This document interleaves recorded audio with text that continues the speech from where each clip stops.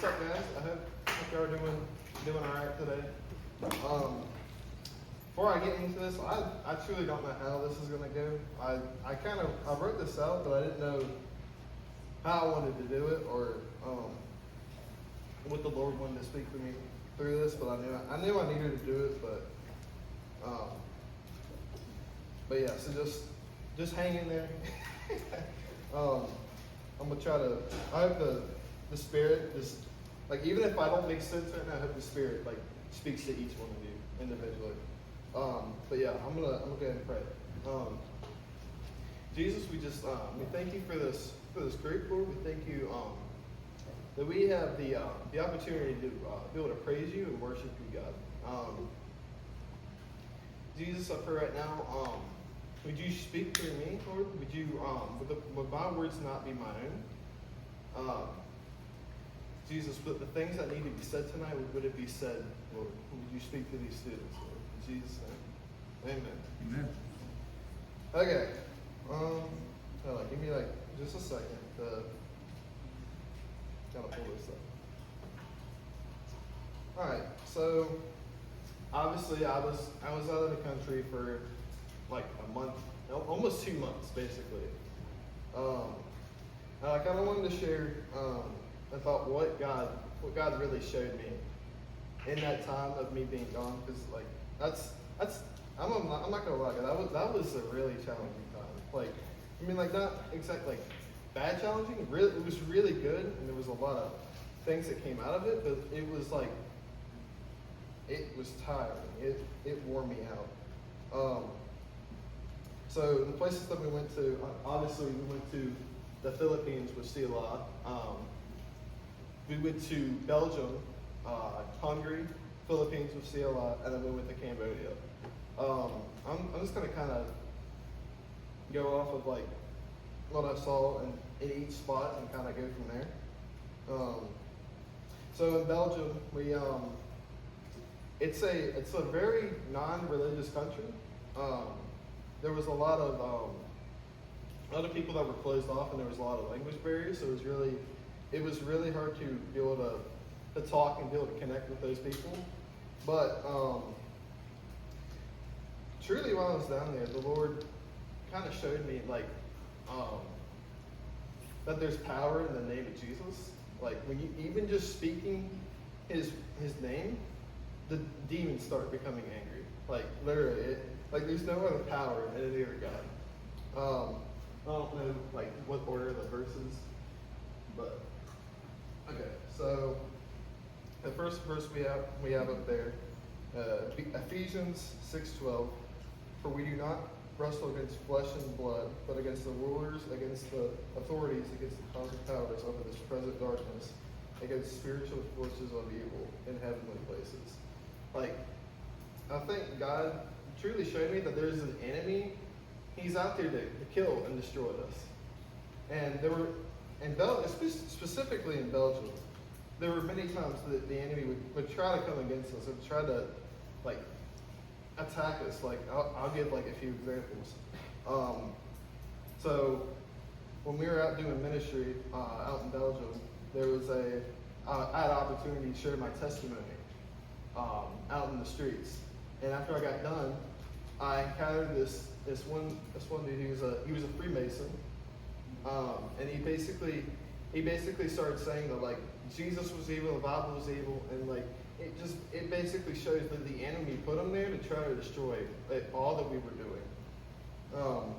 And then another instance was so me and one of the interns. This was in Belgium again. We were praying over this lady, and they kind of told us to keep our eyes open because we're obviously in a different country, so we don't know like what to kind of expect in terms of like people walking around us or anything like that. And there was this guy. He was kind of staring at us just as we were praying for this lady. I was looking back at him. He was just staring at me. I was like, okay, that's a little weird. And so I walked away and went to go pray for other people.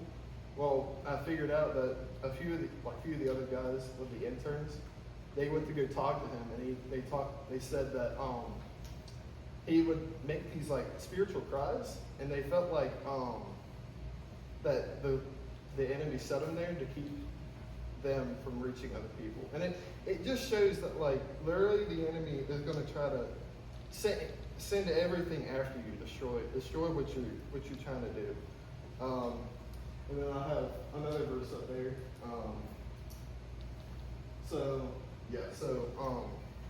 this verse is when Jesus sends the 72 out to pray for people, pray against, like, cast out demons, heal the sick, and stuff like that. So, and then they come back. It says the 72 returned with joy, saying, "Lord, even the demons are subject to us in your name." And he said to them, "I saw Satan fall like lightning from heaven.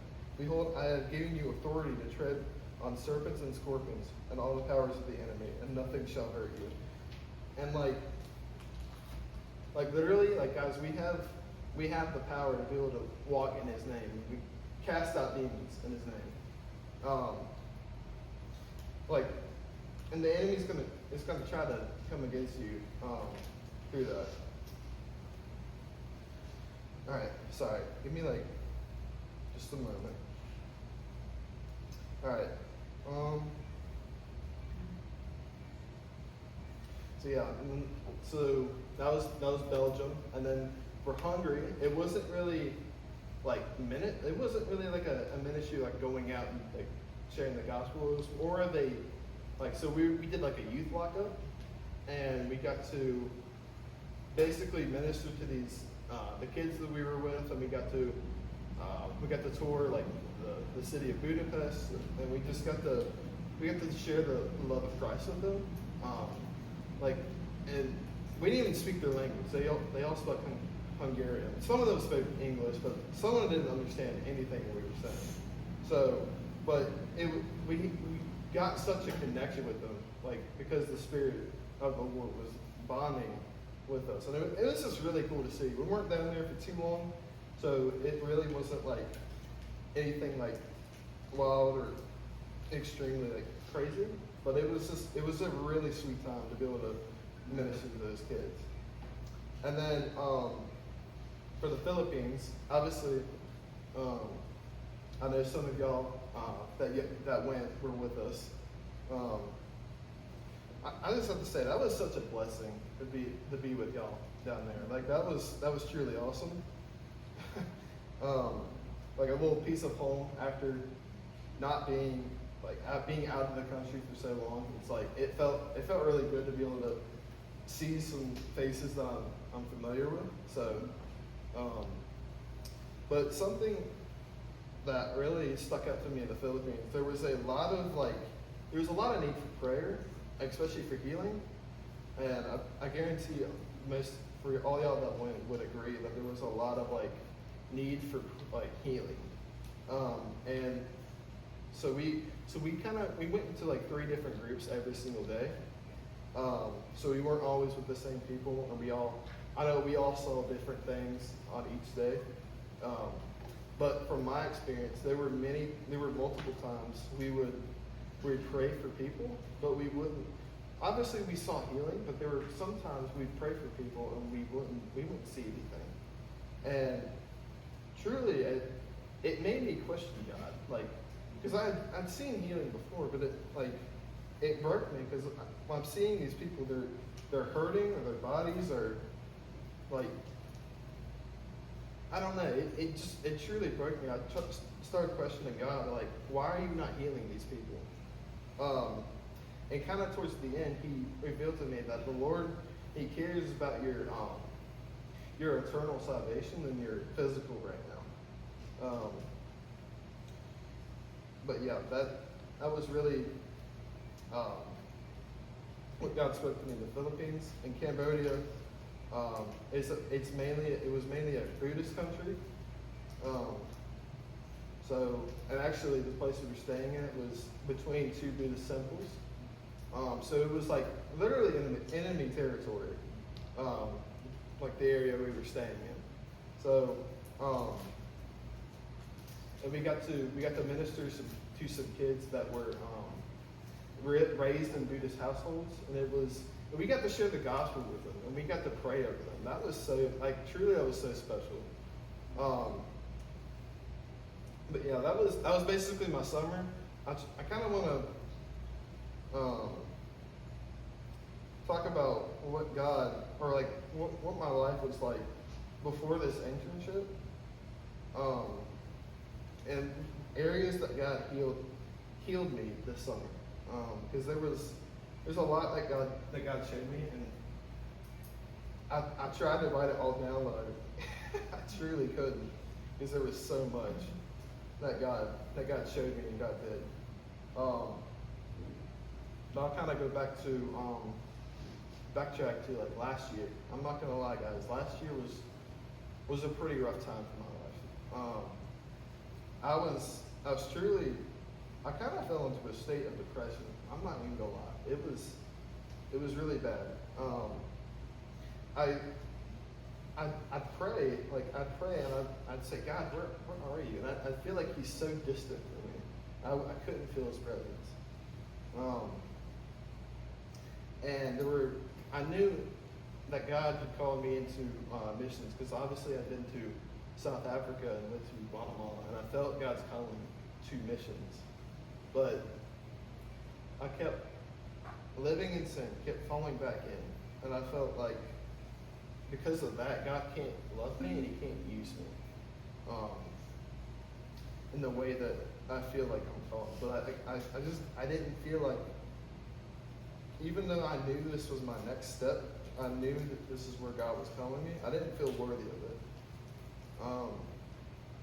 And then, actually, so I left June 6th for Oklahoma City. That's where the IPHC base is at. We had 10 days of like training, praying, fasting, just kind of preparing for the whole summer. And there was a time we actually prophesied over each of the interns, which was really, really cool. So when they got to me, sorry, hold on. When they got to me, they felt the Lord saying that there was a lot of like feeling of unworthiness and like just not feeling worthy of like his calling. And there was a thing that one of the interns said that it says that the Lord is not looking for qualified people who are qualified. He's looking for people who will be obedient and follow him. And I feel like the Lord was saying, like, I'm sorry, hold on.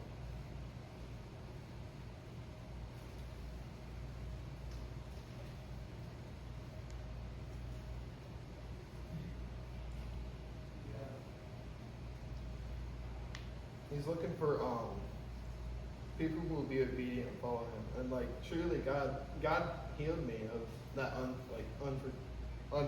unworthiness to serve him. And like, I don't know, he truly healed me. And there was a lot of times this summer where I was weak and I could not get through the day. Like, especially in Cambodia, I was tired, guys. Like I was exhausted. Like, especially after going to 3 other countries and now being in the last one, like my body was tired.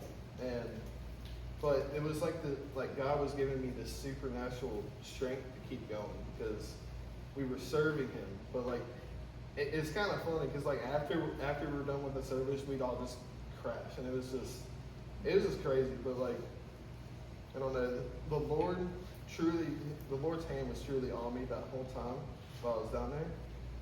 And he's healed me of a lot of things this summer. I hope what I said kind of makes sense to y'all. I hope it spoke to y'all. It wasn't really anything too crazy, nothing like wild or anything like that. But yeah, I guess we can go into a time of prayer if y'all are